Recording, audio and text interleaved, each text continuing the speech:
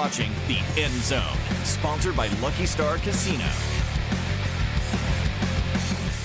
Happy college football weekend, along with my co-host TJ Eckert. I am Colby Daniels, and a very special guest this week. It is Oklahoma legend Ryan Broyles joining us as Oklahoma gets ready for their first SEC conference game. Ryan, how are you? I'm good, man. I'm better now. I get to come here with you guys and talk a little football. Man, that's what we get to do. Isn't that fun? Like we're getting to hang out here, talk about college football, talk about you playing college football. I relive the glory days a little bit, man. How's that? Yeah, well, it sounds good to me. You know, as I tell people all the time, it gets sweeter with time. You know, I got little boys, get to show some highlights here and there, and you know, it's crazy the things that I did on the field at that time. Yeah, no doubt. It's really crazy that your last year was 2011. It doesn't feel like that long has passed, but you still rank in the top 6 all time in college football history in receptions, yards, and touchdowns. Pretty incredible. It really is. You know, you just go out there and, you know, catch the ball when it comes to you, make the plays when they can, and, you know, you try to score when you can. And over time,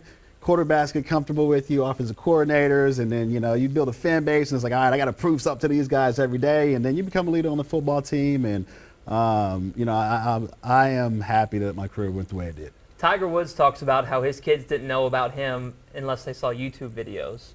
And that's when they found out, man, Dad was good. Yeah. What about your kids? We're in that same space now. You know, I want to watch some NFL highlights, and my youngest is 4. I want to watch Daddy highlights, and I'm like, we've seen those 1,000 times. But it's special, though. It really is. Awesome. Yeah. You got to keep them on loop for sure. Yeah. Oklahoma offensively could use some of your skill set going into SEC play against this Tennessee team. Ryan, I get the question all the time. How do you fix the offense? So you as a fan, I'll ask you, watching this Oklahoma offense early in the season, how do you fix the offense? Well, we need some big plays. And so I looked at the stat line, and I will say this. We're definitely a balanced offense. And, you know, we had the luxury of having a Lincoln Riley and some Kevin Willis, some masterminds at that offensive coordinator position. And so we kind of got a little spoiled. But, you know, the coaches, they've got to put the best guys on the field, get them prepared to play SEC football.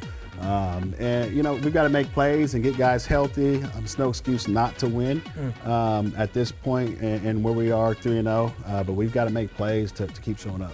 Oklahoma State obviously has a big game coming up against Utah. We'll talk about that in the next block. But with OU, I think this is interesting, your perspective on this. Breaking in Jackson Arnold his first year starting. You were there when Sam Bradford got hurt, brought in Landry Jones. How much of a transition was that for your offense whenever that happened? Different situation here. Jackson was the known starter coming in, but maybe a tough transition going from an older veteran like a Dylan Gabriel, those guys coming in, bringing in Jackson Arnold. Now you're bringing in Landry Jones. How was that transition? How hard was that? It was definitely strange. So this was 2009. Sam Bradford went out the first game, BYU, threw in a young Landry Jones, and I was young at the time too. So we were like, "What's going on?" Well, anyway, he built some confidence that first year. We went 8-5, and you know, playing at this level. There are guys across the field that have been playing 3-4 years coming to tackle the quarterback or whatever it might be, cause some headache here and there. So it's not always going to be easy for a young quarterback. But obviously in this situation with Jackson Arnold, he knew he was going to be the starter. Right. He got many reps with the offense during training camp, spring camp. And so now he's got to show up and make the plays when they count.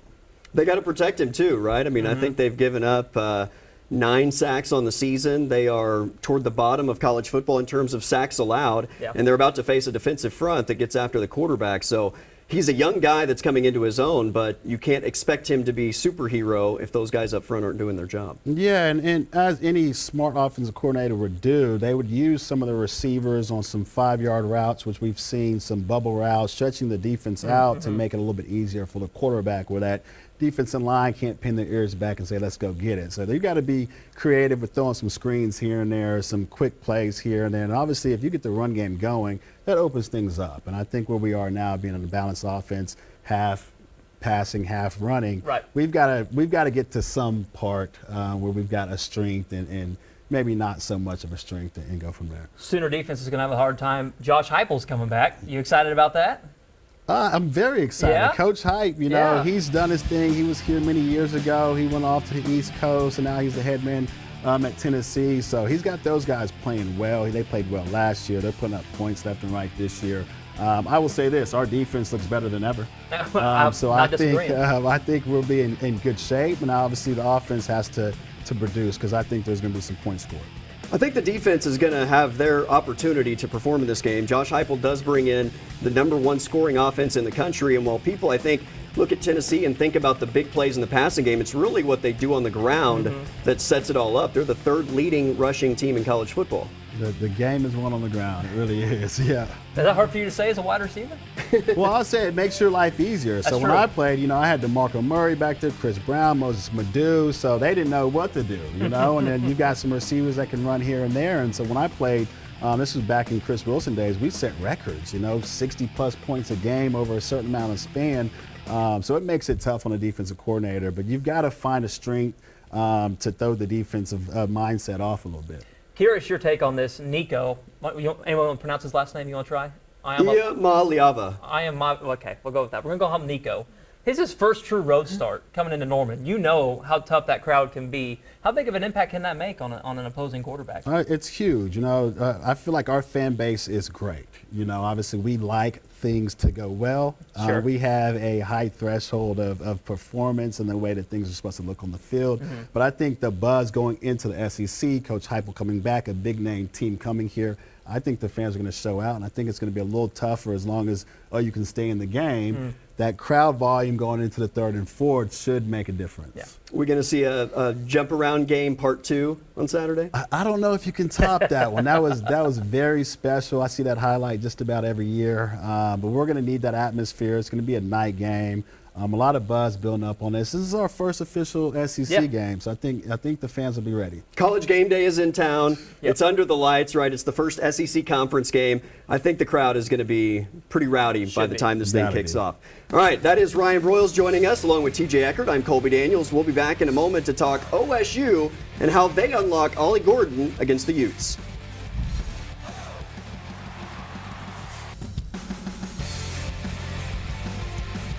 And we welcome you back into the end zone. TJ Eckert, Colby Daniels, Ryan Broyles, Sooner.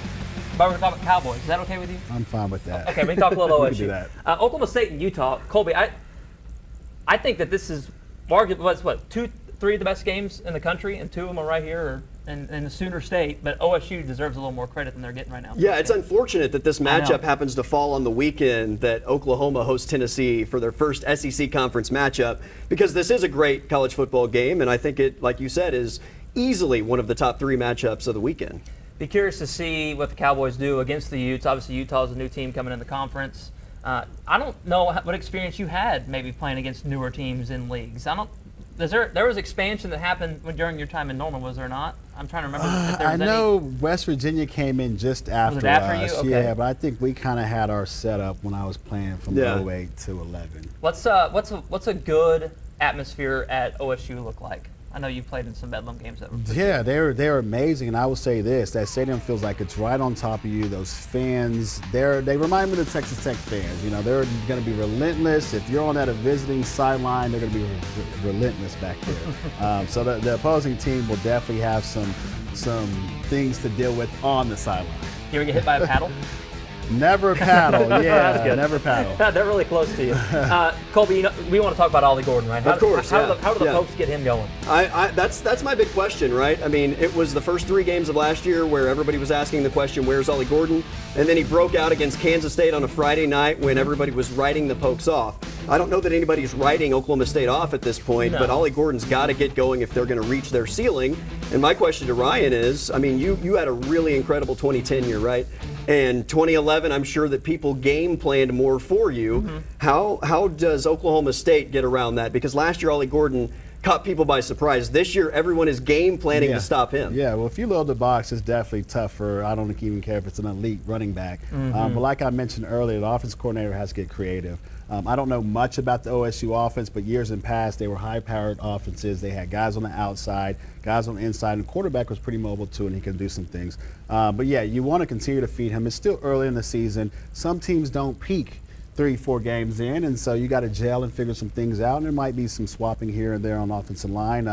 But yeah, you got to keep pounding an all-star and keep giving him the ball. The thing for me is their teams are making Alan Bowman beat them. So far, Alan Bowman in the passing game has beaten them, right? So if you can continue to do that, that is how you open up and get Ollie Gordon going. It's continuing to prove that Bowman, Brendan Presley, Rashad Owens, all these guys can make plays, and I think that's how you end up getting Ollie Gordon more involved. Defensively, Cowboys have a tougher test, but an interesting one because we don't know if Cam Rising is going to play. It sounds like he is. Maybe he won't. Well, he is. He's not. Right, he is. He's not. This week has kind of been a hokey pokey, right? Of Cam Rising, will he play or will he not? Yeah, I don't know what's going to happen there. So that'll be a key thing I think for the Cowboy defense is if Cam Rising is playing, it's obviously a much tougher test. The backup is Zach Wilson's brother, which is interesting. And he's a freshman. Yeah, so that would be a fun matchup there too. But got to limit big plays, I think, if you're Brian Noto's defense, something they haven't really done a good job of. Yeah, they have struggled in that department. They are one of the worst teams in college football at giving up big plays. However, they've been really good in the red zone, right? They've forced turnovers. They've limited teams to maybe kicking field goals when they do get the ball inside the red zone. So we'll see if that can continue. Utah wants to play a ball control brand of football, so I don't know how explosive they'll be, but they are very methodical. It'd be interesting to see how that matchup ends up playing out with OSU's defense against Utah's offense. You mentioned them kind of being a little more methodical. We're going to make our picks on that game. We'll see if Ryan sticks to his Sooner roots and goes against the Pokes or not. I guess you have to wait and see. We'll see. We'll see what happens there. We're going to move the chains, though, when we're coming back. Stay with us here on the End Zone. And welcome back to the End Zone. It is time for Moving the Chains, something Ryan Broyles did a lot of in his time at Oklahoma. All right, so the goal here is we're going to ask you questions. You start with 1st and 10. You answer the questions. We will judge how well or how not well you answered these questions, and you may either gain yardage or lose yardage. But you got to move the chains, Ryan. That is the goal go forward, yeah. in this segment. So 1st and 10, my question to you. Big game on Saturday, right? College game day is in town. First SEC conference matchup for the Sooners. Why is this game on Saturday night in Norman the biggest game in Norman over the last 25 years? Now, I can't say it's the biggest game, but let's just start here. I do believe this is the biggest game going forward for how OU is going to present themselves in the SEC. So we've had a lot of big games here. We've had game days in the past. We had the jump around game, Texas Tech, teams ranked. We had a lot of good football up to this point, but I do think this is going to be a good start for us. Okay, you mentioned moving forward. That's what we're going to do with this. So you got 5 yards there. Five, okay, I'll second and take 5. Whoa, It's a manageable what a second. generous It was a judge great over answer. there. It was Okay, good. I thought okay. it was a Well, good both sides answer. there. Yeah, I agree. Okay, 2nd and That's 5. better than the Sooners have done on first down it's recently. much better. So, Okay. yeah. So here's my question: is people are nervous about Brent Venables right now? It's like, man, it didn't have a great start year 1. Year 2 looked okay. Year 3, they're a little nervous about the offense. You tell me, why is Brent Venables the right guy for the job right now for OU? Well, he's played in big games and he's produced on the defense side of the ball. And obviously we can see that our defense now is the top of the nation in a lot of areas. Sure. And that's what we've been wanting and wanting for so many years as an OU fan. And now we have it. Now, can we put the pieces together on offense and make things flow correctly? That's still to be seen, but I think Brent V is the guy. He brings good motivation. He's a family-oriented guy, and he's got those guys bought in. Love it. Okay, there was some question about whether the right offensive pieces are there, which does impact Brent Venables. So I'll say you got a 1 yard gain, and Okay. we're setting up for 3rd and 4. Third and right? That's manageable. I mean, 3rd and Yeah, manageable. yeah, Yeah, you you're not do behind that. the chains Yes. by any means. All right, 3rd and manageable. Why will Oklahoma State win the Big 12? Them and Utah are among the favorites, obviously, to win the league if you go based off of Vegas odds. Well, I guess we just start here. OU's not in the Big 12, right? So I think that gives me at least 4 yards there. So I think that's a thing. And then might have obviously, done OU's out the picture now. It's a fresh start for OSU. They're not the stepchild anymore. They've had good teams. They obviously have got a good coach. Now they got to put the pieces together. You've got new teams coming into the Big 12, but I think OSU's shown their worth over the years and over the last few games. So that's worth 4 yards, right? Okay, so they're going to bring the chains out to measure. It looks like you're just short, 4th and inches. So we got to get to one more. I'm We not scared with that. got to get to one more. Here's an interesting one. Is there any receiver current or maybe recent years that reminds you of you that OU's had? Anybody that's like, man, that guy reminds me of how I played when I was there. Anybody? Or are you your own breed? Man, I just caught the ball and I ran. But you know, I played with passion. I played with this is my last down in this uniform like a Mark Clayton. We had a Jalen Saunders, Sterling Shepard, Dede, some guys to stretch the field. We've had a lot of great players here, so I'm not just going to put myself aside. OU's had players. Okay, I like that. They've had players. Are we going to get another receiver to wear an 80s number anytime soon? Those days might be gone. I was 85, Chad Johnson 85 back in the day. Yeah. So maybe some of these young cats coming up are looking at these older players with bigger numbers, but now the guys are wearing small numbers, so that might be fair enough. That might be what it is. You know what? He was hit in the backfield, but he broke a tackle. He leaned forward. Come on now. Quarterback sneak. First down, baby. First down for Ryan Broyles here on this edition of Moving the Chains. All right, we'll take our final timeout. Game picks next here on the End Zone. Along with TJ Eckert, I am Colby Daniels. For the final time, we say hello, and Ryan Broyles is our guest as we make game picks heading into a gigantic weekend with the eyes of the college football watching country on the state of Oklahoma. Obviously, game day in Norman on Saturday morning, kickoff under the lights. Oklahoma State also hosting the top 25 conference opponent. It is a gigantic weekend, and as we make game picks, let's begin with one that is a late start Saturday night. That is Kansas State on the road against BYU. The Wildcats are a 6.5 point favorite. Yeah, so I'm going to roll with the Wildcats. I'm a big Chris Kleiman guy. I do think BYU is tough to play at. It's like a 9:30 kick or something. That's right. Yeah, it's late game. But give me KSU in that one, Ryan. Yeah, I've got Kansas State as well. They've always been well coached ever since my days playing here at OU. Obviously, it's a away game for them, but I think they get it done. This is OSU's next opponent in Kansas State. I think they get this one done and set up for a gigantic matchup next weekend for the Cowboys. All right, game number 2 of this weekend, we have a former Oklahoma State opponent this season and OU's next opponent, which is Auburn hosting Arkansas. TJ, Auburn is a 3-point favorite at home. A lot of the talk in the offseason was that Auburn, Jordan-Hare is one of the toughest places to play in the country. Cal went there and beat Auburn a few weeks ago. Arkansas is a really talented team, but they're finding ways to lose games, and you can't do that on the road. So I think Auburn ends up covering that one. So I've got Arkansas on this one here. I could be a bit biased. I got recruited by Arkansas. They're not too far from here, but I've got Arkansas winning this one. I like that. I like that Arkansas quarterback. I think they are explosive offensively. Give me Pig Suey plus the 3 on the road. All right, game number 3 of this weekend, USC at Michigan. This is now a Big Ten matchup, which is crazy to think. But Lincoln Riley is headed to Ann Arbor and goes into Ann Arbor as a favorite. Who would have thought? Yeah, crazy. USC goes to Maryland later in the year, which is bizarre to me, coast to coast in the Big Ten there. I think the Trojans are coming off a bye week. I know that. Michigan coming off a tough loss. I think that USC finds a way to cover there in the Big House. Not necessarily because of them, but because I don't think Michigan's as good as people think. Yeah, Michigan is definitely down this year. First-time head coach, former OU athlete. I do have Michigan this game. A bit biased here as well, but I think Michigan has the players. That's okay. They've got the moxie to get this one done. Is that biased for Michigan or against USC? Against USC. Okay, fair enough. Fair enough. That's obvious. Listen, people are writing Michigan off because Texas went in there and beat them. I think Texas could match them in both physicality and out-athlete them. USC might out-athlete them, but I don't know that they can out-physical Michigan, so give me the Wolverines at home. All right, the big matchup in Stillwater, 3 o'clock start on Saturday.